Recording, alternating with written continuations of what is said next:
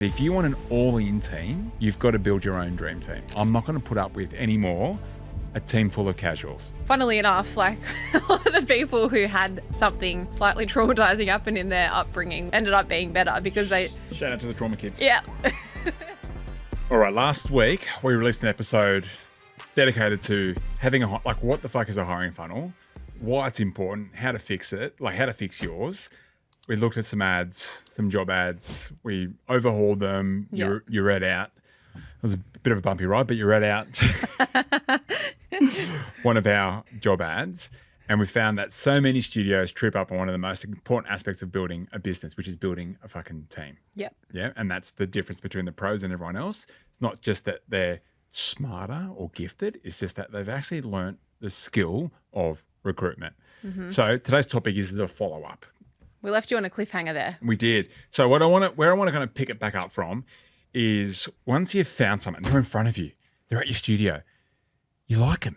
Yeah. You like them. You kind of want to, got the butterflies in your stomach and you think you want to make them a job offer. Yeah. What do you do from then on? How do you avoid some of the most common mistakes that we see? And I want to give these guys some real tactical advice on why onboarding is so important. Yeah. Cool? Yeah, all right. Totally. So let's go. Just to recap from that other episode, you've gone through the strategy, you've gone through the placement, you found you put the job ad out there, you're starting to get some applications through, you call them within 5 minutes, you've given them the scorecard, you've given them the team handbook, you've got them down to the studio for a face-to-face interview, bang, what happens? Yeah. This is the recruitment phase now.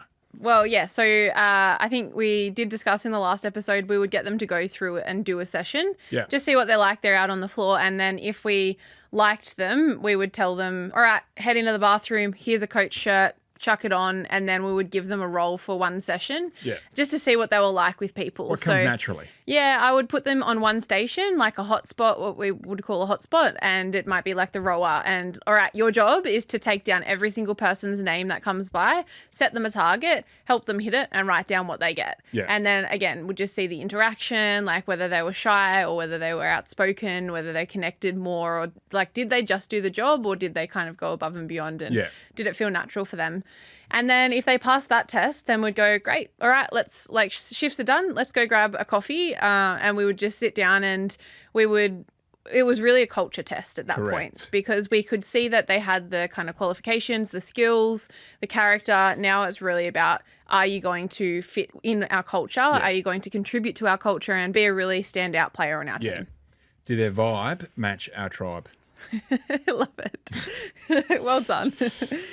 And if it did, I would just want to go a little deeper on that though, because we would bring the handbook back out and again to go like what we're building here is this. Yes. What we are, this is how it feels to be on our team. This is what's going to be expected of you. Yes.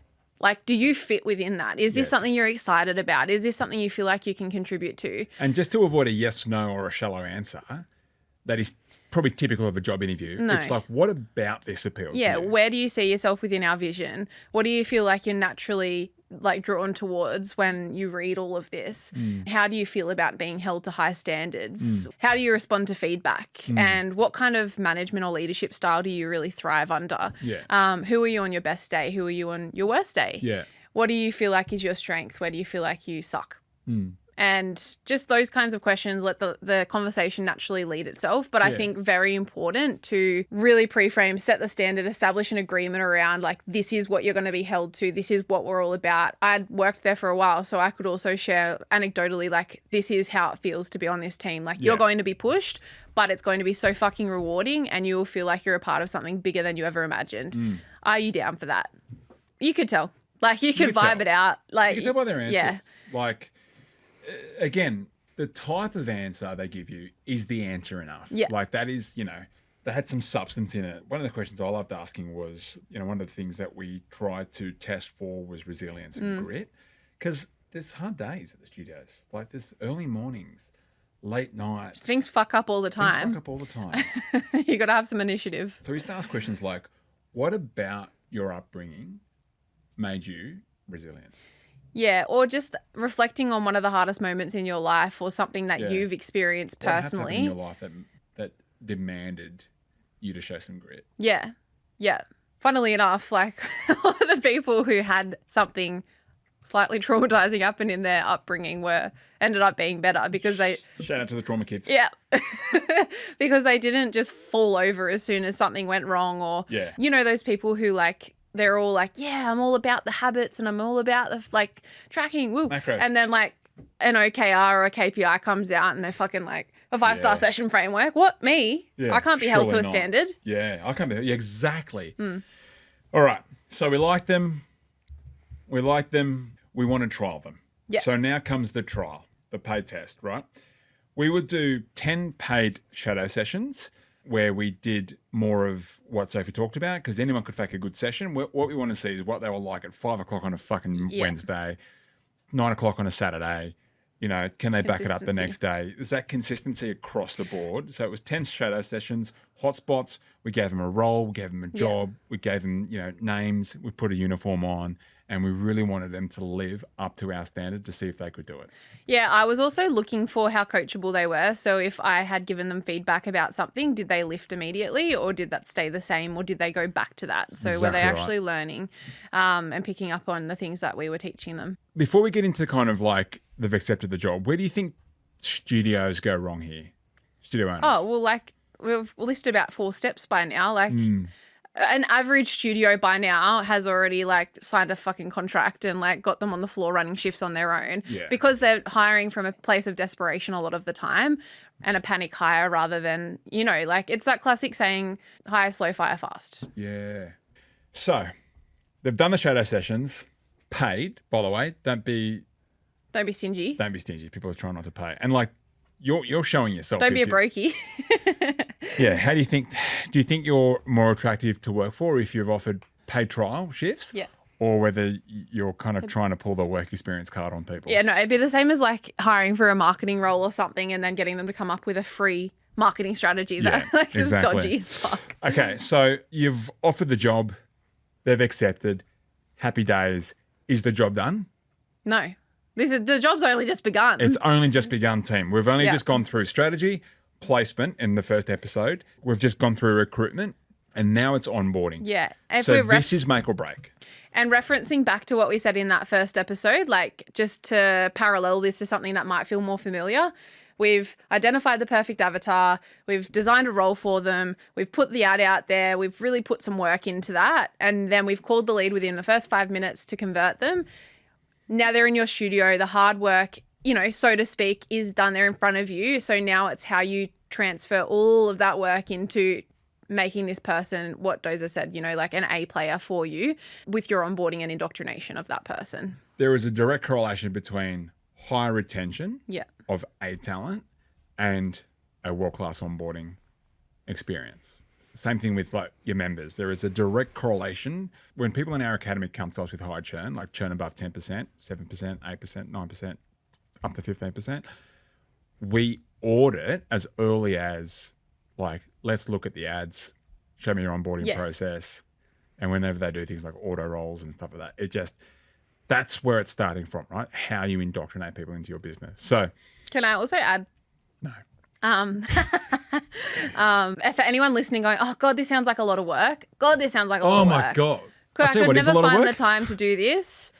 Well, you're spending the time now either pulling shifts for someone because like they lost the plot or you've hired for the same role 4 times in the last 12 months. Yeah. That's fucking tiring. And the next time you bitch about your team, ask yourself, just before you're about to say the next thing, oh, have I done the thing that Sophie and Doza said to do with the hiring funnel 2 episodes? If I haven't done that, me. Take more ownership, do this, and do it well. Don't 40%.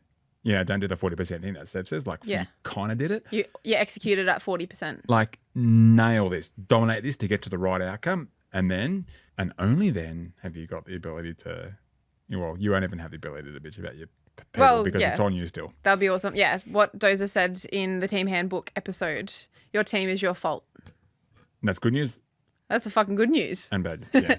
All right, so onboarding phase. This is what we do. There's 3 parts to this. The first thing is, it's a full handbook induction where you go through line by line how you do things, all the checklists. It's a full induction. When I first started with you guys, like this is such a memorable moment for me, actually. I haven't talked to you about. But like when it was the first time I met you actually as well, you let Connor do the hiring and go through that process. Obviously you guys knew me because I was already a member, except you had no idea who I was. I actually didn't. Anyway. So we had this team workshop and building day and we all rolled in.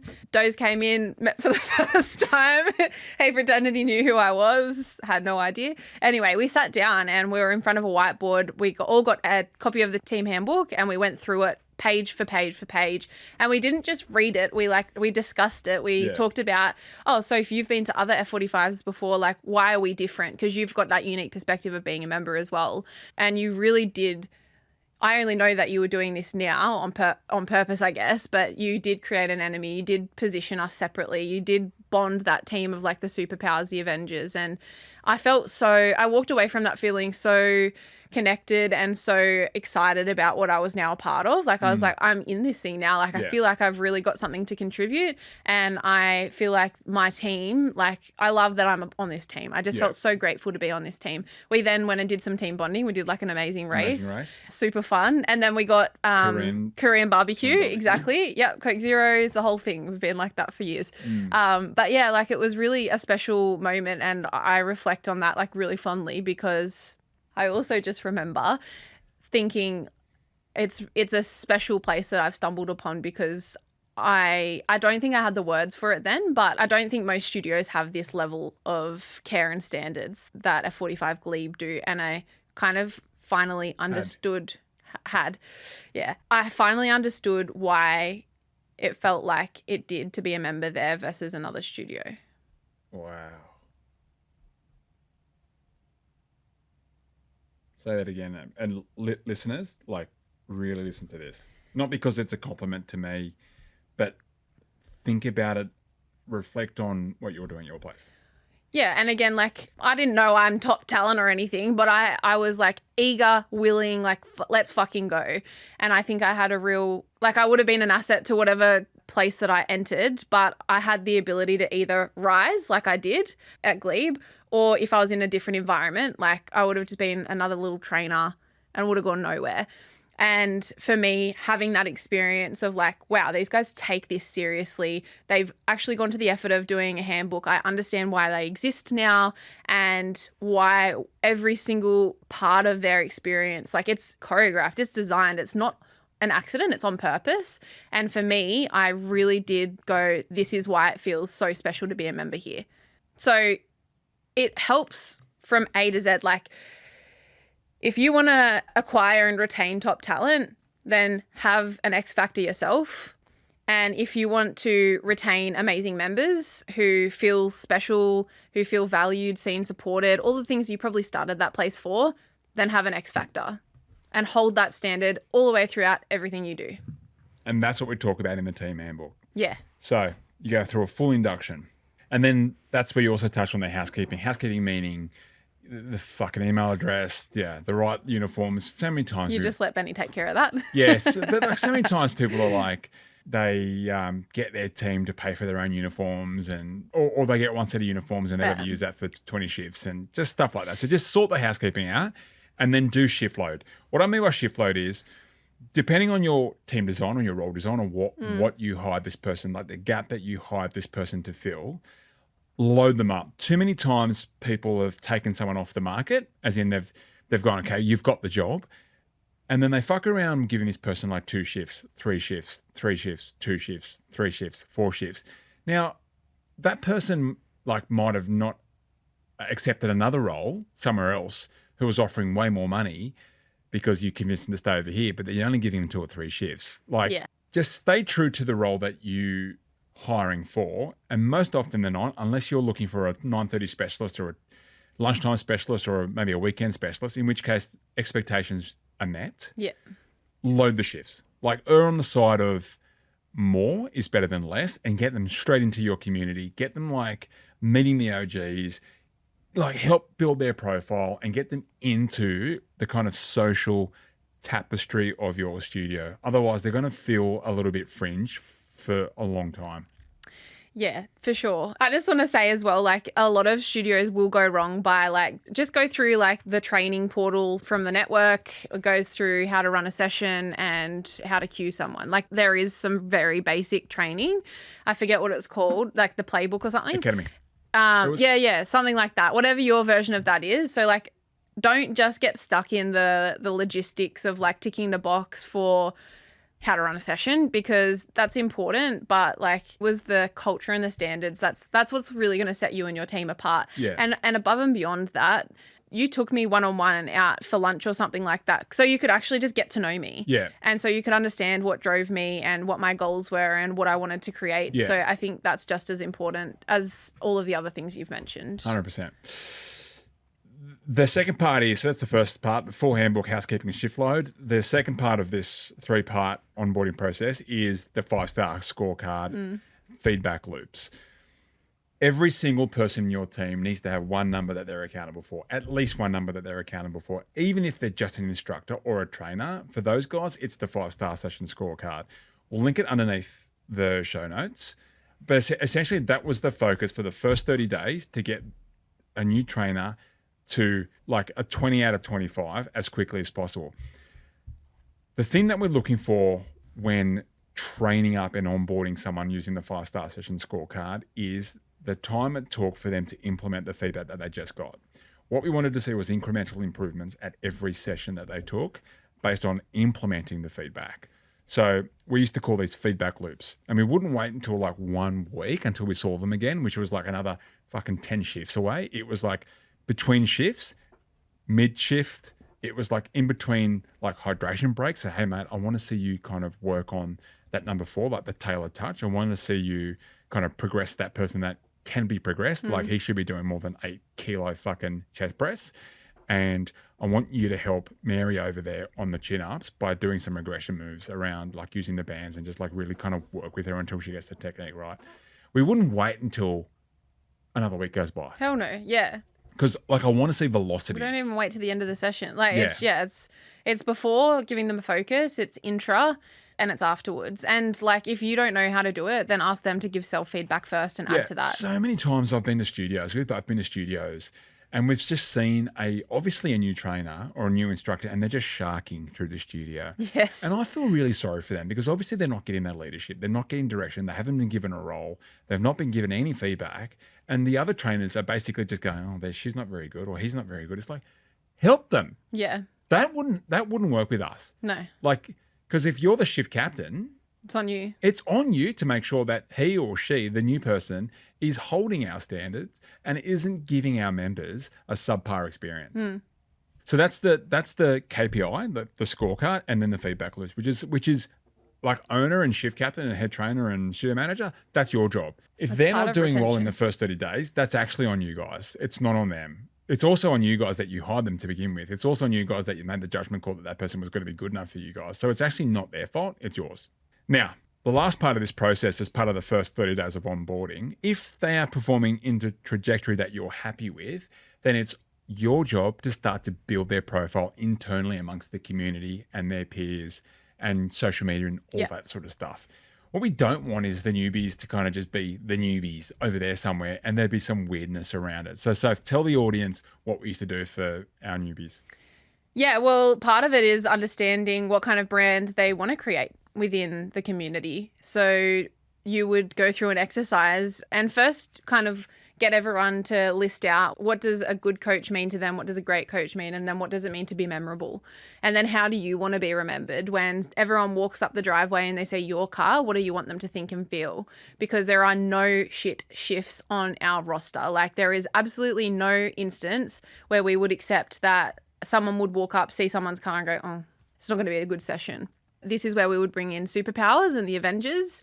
Again, I wasn't going to be the most technical coach because I was a member and I had an extra 30 kilos on me like not that long ago. So it was very new for me to be this into fitness, but I knew I had something to give. I knew that I could understand others who were on a similar journey, and I wanted to be the empowering coach. I wanted people to feel like they could take on whatever it was in their day afterwards and that I believed in them so they could believe in themselves, and they felt like no matter who they were when they walked in, I would accept and love them. Yeah. And at least there's that.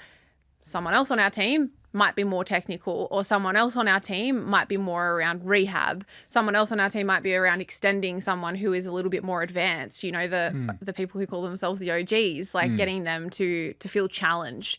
And those are beautiful qualities. Like, you need all of that for a team to be really effective and work. So we would just establish that.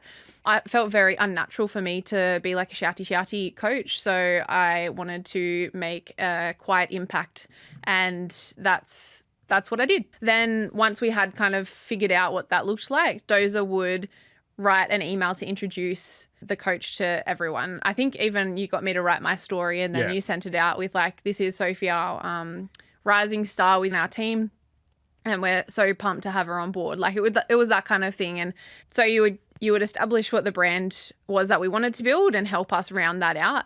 Second thing was you would then essentially market it a little bit. Yeah. So you would market this person that you should feel proud to have on your team, because you've decided that they should be there, and why they're going to be a real asset for your members. The last part was really around, I just knew that you were really thinking about how I was perceived with the members, particularly when eventually I evolved into becoming the studio manager.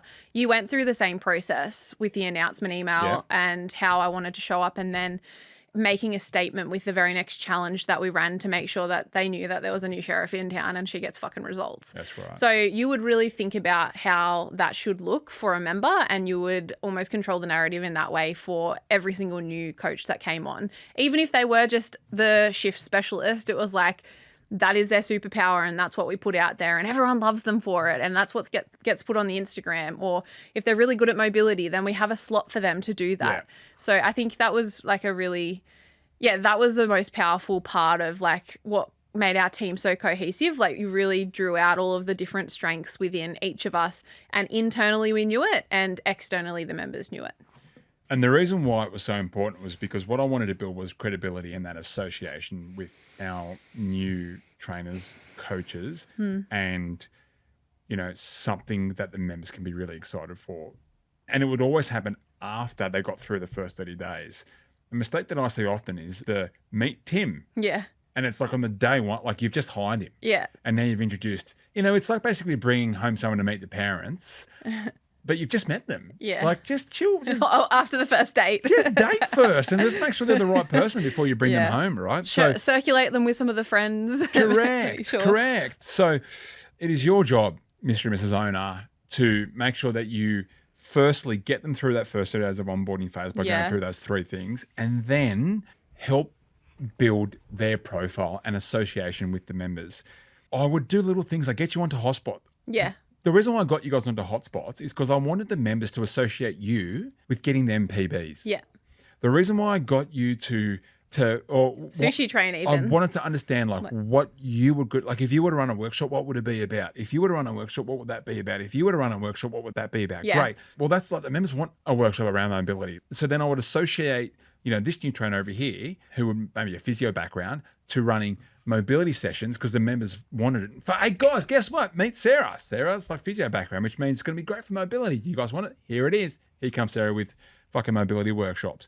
I would do personal introductions to the segment of our OGs that we actually did consider them the OGs. Yeah. And it's like, you know, meeting your good friends first. Like there was a rollout, it was a proper rollout, and I would help them. I would help that new trainer or you, the OGs, get a win. Now, sometimes the OGs haven't felt like they've had a win for a while, and they may be becoming just part of the furniture, or, you know, they haven't been extended for a while because they quite often they get, you know, in a lot of other studios, it's easier for them to get neglected because, they know what they're doing. Yeah. So whenever they got a new sheriff in town that helped them kind of like get new PBs or to feel, you know, that muscle again, or feel a little bit of pain again, like in that muscle because they haven't trained that way before, mate, big points. And typically in any given community, you get the natural distribution curve.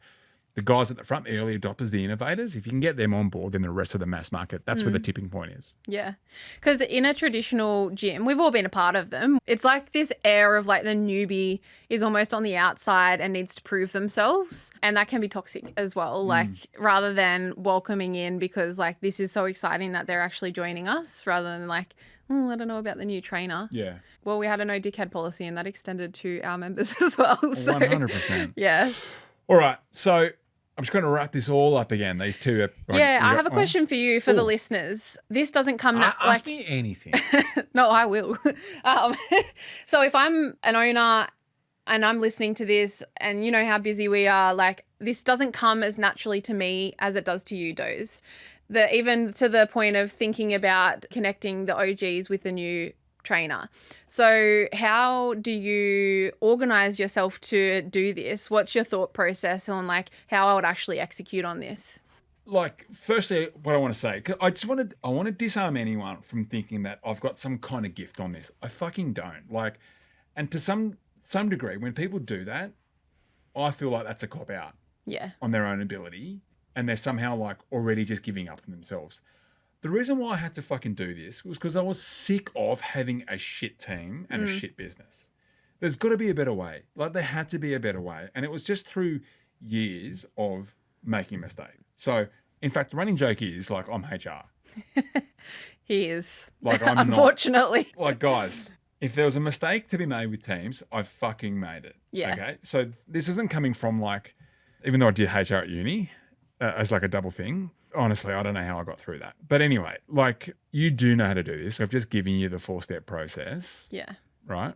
If you do what I've just mentioned in these 2 episodes, you are going to be ahead of 98% of the market. I want to come back to some North Star principles on this. Yeah.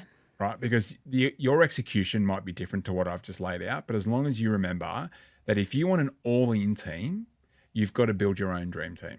You need to think about yourself as a chief want officer, the CWO, and go, I want a fucking dream team. I'm not going to put up with anymore a team full of casuals.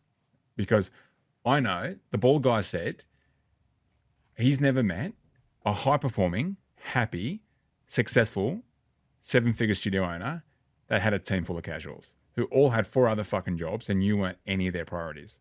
The other North Star principle is always be hiring. Always be open to talent. So many times people go, I had a really great applicant the other day, but we just didn't have any spots open.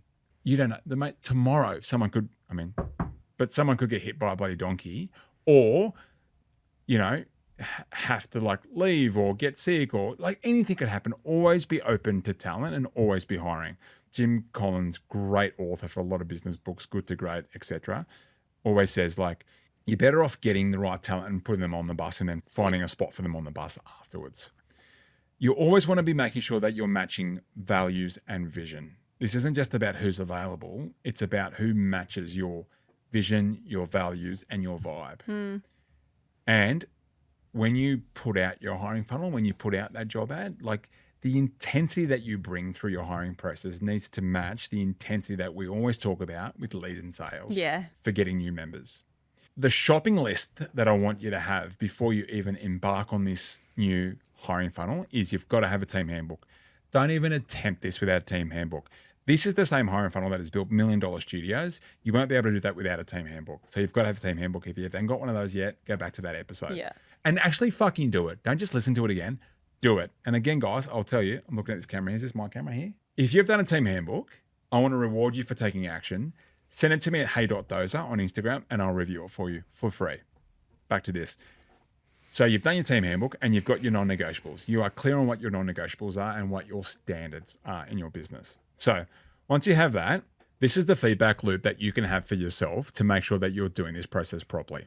The first thing is, what you're realizing is that by having this hiring funnel properly in place, you are weeding out the time wasters really fucking quickly.